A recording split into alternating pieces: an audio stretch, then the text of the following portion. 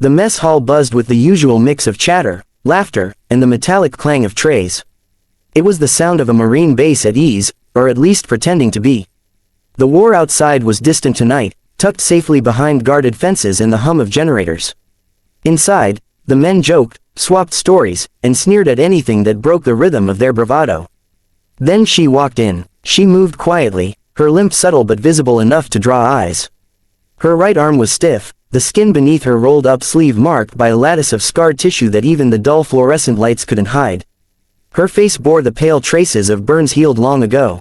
She wore no rank on her fatigues, only a plain name patch, Mara. A few Marines at the nearest table paused mid-conversation, then smirked. One nudged his buddy and whispered something that drew a chuckle. "Looks like someone got too close to the grill," one said loud enough for half the room to hear. Mara didn't react. She carried her tray to an empty corner table, set it down, and began eating with slow, steady motions. Her hands were steady, her posture upright, disciplined. But to them, she was a mystery, and Marines hate mysteries they can't measure. Another voice chimed in from across the room. "Hey, Doc said we were getting a new transfer from Bravo team. Guess they sent us their leftovers." Laughter rolled through the room. Mara kept her gaze low. Her expression didn't change, but something in the air shifted, the faint tension that comes when a storm is building, silent and unseen. At a table near the back, Sergeant Hayes watched. He'd seen combat in Helmand, Fallujah, and places still classified. He knew the look, that stillness that comes before action. He leaned back in his chair, chewing his food slower, studying her. Private Lewis, the loudest of the bunch, wasn't done. "Hey, ma'am," he called out mockingly, "what happened, huh? Lose a bet with an IED?" The mess hall went silent. Even laughter has its limits. Mara set her fork down, wiped her mouth with a napkin, and finally looked up. Her eyes, gray, calm, but cold, met his. She didn't glare, didn't scold. She just looked. "Do you know what shrapnel smells like, Private?" she asked, voice low, almost gentle. Lewis blinked. "What? Metal, blood, diesel, and burnt hair," she said evenly. "That's the last thing you remember before you stop hearing your team's voices. Before the light goes out. So yes, you could say I lost a bet." No one laughed now. The doors swung open then, a crisp command voice echoing down the hall.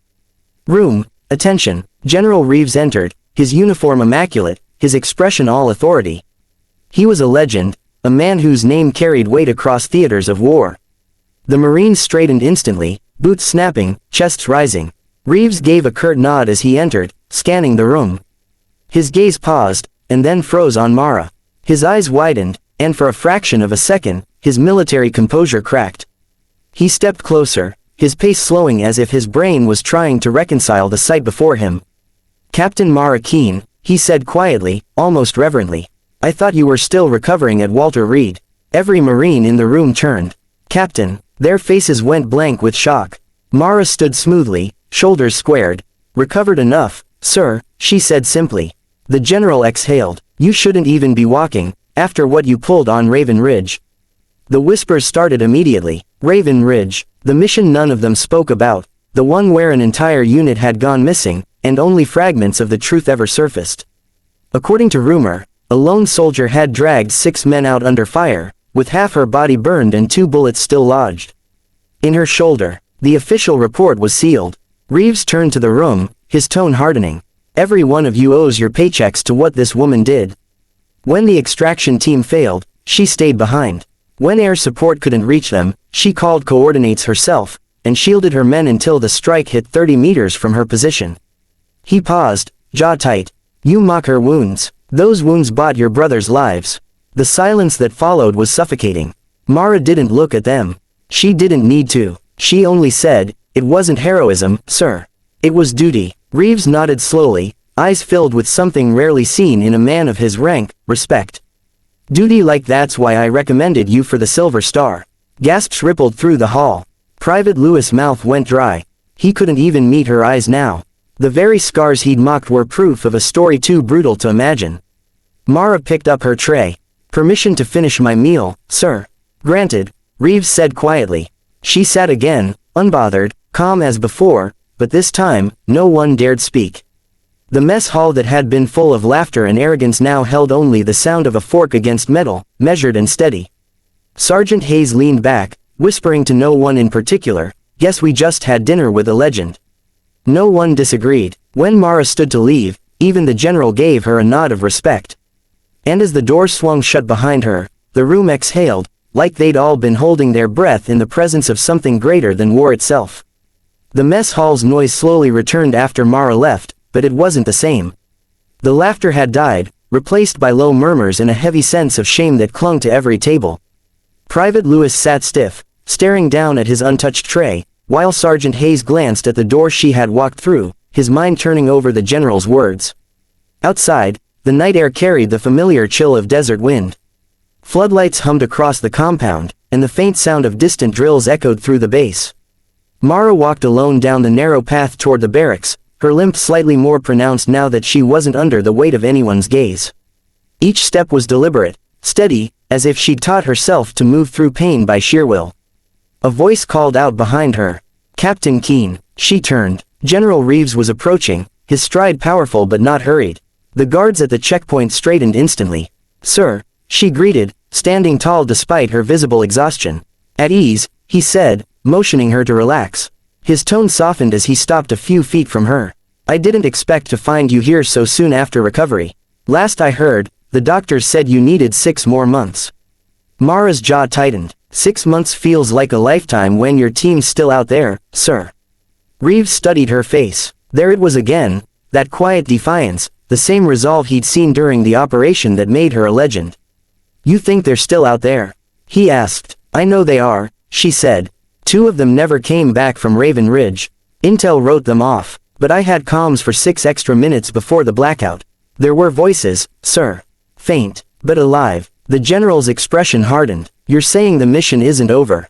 "It never was," she replied. He exhaled slowly, the weight of bureaucracy and command pressing down on his shoulders. "You realize what you're asking, Captain?" Raven Ridge was sealed. The last time we sent a recon team, we lost 2 more good men. Mara looked straight into his eyes. "With respect, sir, we lost more than men that day. We lost faith. You know what that does to a unit." For a moment, neither spoke. The only sound was the whisper of the wind, carrying sand across the asphalt. Then Reeves nodded toward the operations building. "Walk with me." Inside the dimly lit operations center, screens flickered with satellite feeds and live mission overlays. The night shift crew stiffened as the general entered, saluting sharply. He waved them off. "Rooms clear," he said. "Everyone out." Within moments, only Reeves and Mara remained. The general keyed in a command sequence on the console, pulling up a restricted folder. The screen displayed the Raven Ridge perimeter, a dark scar in the mountain terrain. "After your extraction," he began, "drone footage picked up movement here, Sector Delta 7. We thought it was residual heat signatures from the blast." Mara stepped closer. "It wasn't." He looked at her sharply. "You're certain?" She nodded. "I tracked the comm frequency myself before blackout. Someone was transmitting an encrypted code, ours. It matched Sergeant Vance's channel." Reeves frowned, rubbing his chin.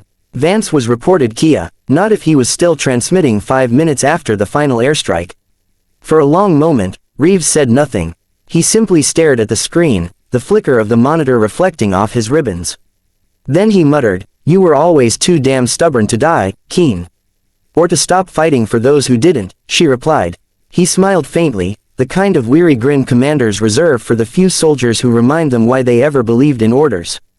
"If I greenlight this, it's off record. You'll have no backup, no air support, and no guarantee of extraction." "I don't need guarantees, sir," she said quietly. "Just authorization." He studied her again, this time with a blend of admiration and concern. "You're still healing. Half your nerve endings are burnt, your right arm's barely functional, and your medical file reads like a crash report." "Then I'll go left-handed," she said dryly. The general couldn't help a small laugh. "You never did know how to quit." "Quitting's not in the manual, sir." He sighed, then tapped a command into the console, printing a sealed directive. "This never happened," he said, handing her the paper. "You'll take a small recon craft, depart at 0300. I'll arrange for your gear to be prepped under a training designation." Mara took the document, folded it neatly, and slid it into her jacket. "Understood." Reeves hesitated before she turned to leave. Mara, he said quietly, what you did back then, no one could have done it better. Don't think you have to prove it again. She looked over her shoulder, eyes calm. It's not about proving anything, sir. It's about bringing them home. Hours later, under the faint hum of hangar lights, Mara stood beside a modified recon bird, small, fast, and stripped of identification. The flight crew avoided eye contact, the fewer questions, the better. She wore a dark flight suit, lightweight body armor, and a sidearm holstered low. Her scars, once hidden beneath sleeves, now caught the cold light, silver against her skin. Sergeant Hayes approached, helmet under his arm. You're really doing this alone? Always have, she said. He shifted awkwardly. For what it's worth, Captain, I'm sorry. For earlier. The guys didn't know. Mara gave a faint, almost imperceptible smile.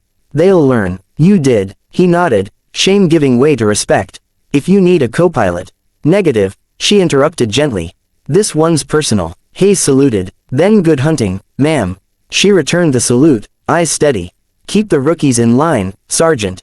As she climbed into the aircraft, the hangar doors opened, revealing the black expanse of desert night. The engines roared to life, cutting through the silence. Reeves stood at the far end of the hangar, hands clasped behind his back, watching her prepare for takeoff. When the craft lifted off the ground, dust swirling beneath it, the general whispered to no one, Godspeed, Mara. Bring them back. The recon bird shot forward into the dark horizon, vanishing into the void that had swallowed her team months ago. Inside the cockpit, Mara adjusted her headset, her voice calm over the encrypted channel. Raven Ridge, this is Ghost 1. Coming home. Somewhere beyond the static, a faint reply crackled, a broken voice she hadn't heard in months. Ghost 1, is that really you? Her pulse quickened. Hold tight, boys, she whispered. I'm coming. And for the first time since Raven Ridge burned, hope flickered again in the night.